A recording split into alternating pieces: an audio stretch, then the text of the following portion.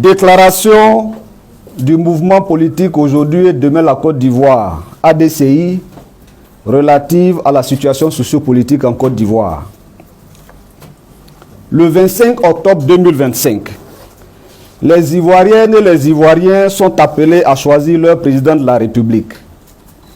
Cette élection, au regard de la cosmogonie multipartite ivoirienne, devrait marquer la fin d'un cycle caractérisé par l'incompréhension, les tribulations en vue du plébiscite de la démocratie. Malheureusement, ce cycle a constitué à un manège d'approximation, de mensonges, de roubladise, d'exclusion et de violence politique dans lequel la Côte d'Ivoire a été entraînée depuis 1990 avec son lot d'inféodation du pouvoir public aux intérêts particuliers, des dégâts matériels et de lourdes pertes en vies humaines. Plutôt que de briser le cycle infernal d'humiliation sociale, les mêmes acteurs sont en train d'exceller dans la répétition des mêmes causes dont les effets mortifères sur nos populations civiles ou militaires sont connus d'avance en vue de la confiscation ou de la conquête du pouvoir politique. La construction d'une masse critique de citoyens capables de s'interroger sur la marche de l'histoire de la Côte d'Ivoire a été une des raisons principales de la création de notre grand mouvement politique aujourd'hui et demain la Côte d'Ivoire, ADCI, en juin 2024 à Yamoussoukro. En effet, s'il a été loisible pour la classe politique ivoirienne de se satisfaire d'une docilité citoyenne de nos populations, force est de constater que le bilan de cette entreprise est plus que dommageable pour notre tissu social ivoirien, très peu enviable à l'intérieur comme à l'extérieur de notre pays.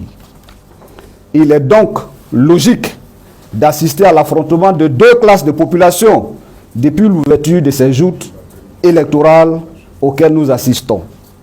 D'un côté, les partisans du verrouillage électoral et du passage en force, et de l'autre, ceux de l'ouverture démocratique et du respect des acquis démocratiques de notre pays. Ayant pris l'engagement de participer activement à cette élection présidentielle, même s'il n'était pas dans la course et fidèle à ses engagements, notre mouvement ADCI a rencontré des acteurs politiques qui ont pu être retenus. À ces rencontres de haut niveau, auquel a pris part le président de ADCI, l'honorable Assalé Teboko Antoine, ici même à la Maison du Citoyen d'Abidjan. L'une des recommandations faites à ces acteurs politiques était d'arriver à faire le sacrifice nécessaire à travers un consensus autour d'une candidature unique de l'opposition dès le premier tour. Cela pour donner plus de chances de victoire à l'opposition. À quelques jours de la fin de la campagne, ADCI note avec regret que cette recommandation qui lui aurait permis de prendre une part active à la campagne n'a pas été prise en compte, malgré les signaux qu'il a envoyés. De son côté, le RHDP, en plus de contrôler le processus électoral de bout en bout, met sous couple réglé notre constitution. L'on assiste au musellement de toutes les voix discordantes par la répression souvent très violente et disproportionnée de toutes les marches et manifestations populaires. Bien sûr, non sans arrimer à ce système électoral, la Chambre des rois et chefs traditionnels de Côte d'Ivoire, les gardiens de nos us et coutumes, les appareils judiciaires et répressifs de l'État, ainsi que les prérogatives des responsables des institutions étant les outils de mise en œuvre de ces travers sociopolitiques. Un chantage éhonté est même fait aux chefs de village, invités à devenir des directeurs locaux de campagne pour bénéficier de projets de développement. Les appels répétés des guides religieux au dialogue sont totalement ignorés.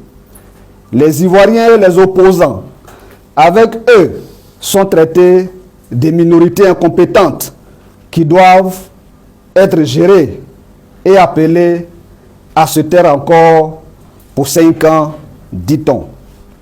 On assiste de ce fait à une mobilisation sans précédent des forces de défense et de sécurité, soit 44 000 hommes, dont la mission n'est plus de protéger et de rassurer le peuple, mais de l'effrayer, l'inquiéter et le mater pour si peu, donnant l'impression que le pays est face à un ennemi extérieur. Comment ne pas le penser lorsque les populations qui marchent légitimement pour réclamer le dialogue sont assimilées à des terroristes et conduits comme tels devant le pôle terroriste du parquet. L'une des conséquences logiques de ces affirmations émanant de certains directeurs de campagne, par ailleurs membres du gouvernement, en est point douté déjà la cause d'un mort par balle à Bonois, de nombreux blessés et des centaines de personnes embastillées dans les geôles du régime déjà surpeuplé. Que dire de la dernière décision d'interdiction des manifestations, d'organisations politiques à l'exception des rassemblements liés à l'élection présidentielle? Cette décision constitue une violation de trop de la Constitution relativement aux libertés individuelles et collectives en Côte d'Ivoire. Condamnant toutes les formes de violence, d'où qu'elles viennent, notamment les voies de fait, assassinats de civils et d'agents des forces de l'ordre dans l'exercice de leur mission, le mouvement politique Aujourd'hui et Demain la Côte d'Ivoire exprime ses condoléances attristées aux familles d'Ernest Alouan, manifestant tué par balle à Bonois, de Kroï Mak, manifestant décédé suite à son interpellation à Daloa, et du sous-lieutenant de gendarmerie d'Adiogo Lassina, dont la mission première est d'assurer la sécurité, notre sécurité, tué à Grand Yapo, à Bouville, par des individus pour lesquels la vie humaine ne vaut rien du tout. ADCI salue et félicite la célérité avec laquelle des suspects ont été interpellés dans l'affaire de l'assassinat du lieutenant Dianiogo et appelle les autorités compétentes à faire toute la lumière, sans émotion, pour éclairer la lanterne des Ivoiriens sur les circonstances et les responsabilités dans la mort de l'assassinat et l'assassinat de toutes les autres personnes disparues au cours de cette crise sociopolitique artificiellement entretenue. ADCI exprime également sa compassion aux blessés et leur souhaite un prompt rétablissement. ADCI exprime enfin sa solidarité à tous les détenus de cette crise que l'on pouvait éviter. Déplorant tous ces morts inutiles, tous ces blessés physiques et psychologiques, pour un mandat électif, fut-il présidentiel, ADCI appelle les autorités compétentes à faire toute la lumière, sans émotion et en toute objectivité, pour que les coupables de ces actes ignobles soient retrouvés et traduits devant la justice. Cette fois-ci, il faut que les enquêtes aboutissent effectivement. ADCI, attaché au respect strict des droits fondamentaux de l'homme et à la dignité humaine, rappelle que nul n'a le droit d'ôter la vie, en toutes circonstances et en tout lieu. ADCI appelle, s'il n'en a encore besoin, que les marches ou toutes les formes républicaines de protestation sont des moyens consacrés par la Constitution de la République de Côte d'Ivoire. L'État doit se donner les moyens de les encadrer. Ne pas le faire, c'est encourager et faire le lit du désordre. Nous voulons le dire très clairement et il faut que cela soit entendu de tous. La marche républicaine et démocratique ne tue pas et ne crée aucun désordre. C'est l'interdiction générale sans motif valable, autre que de museler, qui crée le désordre. Nous voulons encore le rappeler. La marche républicaine et démocratique ne tue pas. Elle ne crée aucun désordre. C'est l'interdiction générale sans motif valable, autre que de museler, qui crée le désordre. C'est ce qui crée la mort. Au demeurant, ADCI rappelle à toutes fins utiles que si l'on ne devrait pas mourir pour ou à cause de la politique, de ce fait, l'on ne devrait pas tuer ou faire tuer pour conserver le pouvoir. Au regard de son rôle de veilleur de conscience, notre mouvement, Aujourd'hui et Demain la Côte d'Ivoire, ADCI, ne saurait se taire et se rendre complice de toutes ces dérives et ce musellement du peuple.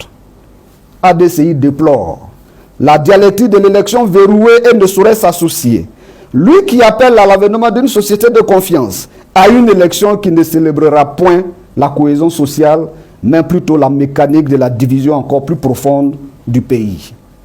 En conséquence de ce qui précède, et après une large consultation de sa base militante, tout en remerciant les candidats retenus qui ont approché ADCI et ses membres pour solliciter leur soutien et leur implication dans leur campagne, ADCI informe officiellement l'ensemble de ses membres, militants et sympathisants, et l'opinion nationale et internationale de sa décision de n'apporter son soutien à aucun candidat dans la course à cette élection présidentielle, rappelant aux candidats dans la course, aux candidats de l'opposition dans la course en liste de prendre en compte son appel au sacrifice pour la nation.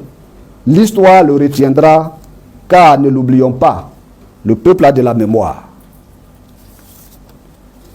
ADCI apporte son soutien sans réserve à toutes nos concitoyennes et à tous nos concitoyens injustement embastillés, contraints à l'exil ou à vivre caché. ADCI se tient aux côtés de toutes les forces démocratiques et des acteurs de la société civile engagés pour l'ouverture d'un dialogue sincère. Ce dialogue-là, que nous appelons aussi de tous nos voeux, ne doit plus être un dialogue politique qui réunit quelques acteurs politiques pour se faire des petites ouvertures ou faire des petits arrangements sur le dos du peuple. Non. ADCI invite à se tourner vers toutes les forces vives de la nation pour que leurs avis soient pris en compte. C'est pourquoi ADCI, à la place d'un dialogue politique, appelle à un dialogue national pour éviter à la Côte d'Ivoire une autre grave crise sociopolitique qui serait de trop. Car il vaut mieux être face à face autour d'une table pour se parler sincèrement et trouver des solutions durables dans l'intérêt du pays plutôt que se retrouver face à face dans les rues. Nous voulons encore le répéter. Il vaut mieux être face à face autour d'une table pour se parler sincèrement et trouver des solutions durables dans l'intérêt du pays plutôt que se retrouver face à face dans les rues. Notre mouvement, aujourd'hui et demain la Côte d'Ivoire, mouvement créé pour être au service de la Côte d'Ivoire, en œuvrant pour le bien-être du peuple ivoirien dans toute sa diversité et en portant sa voix en toutes circonstances, réaffirme ici son engagement total aux côtés de ce peuple pour sa dignité.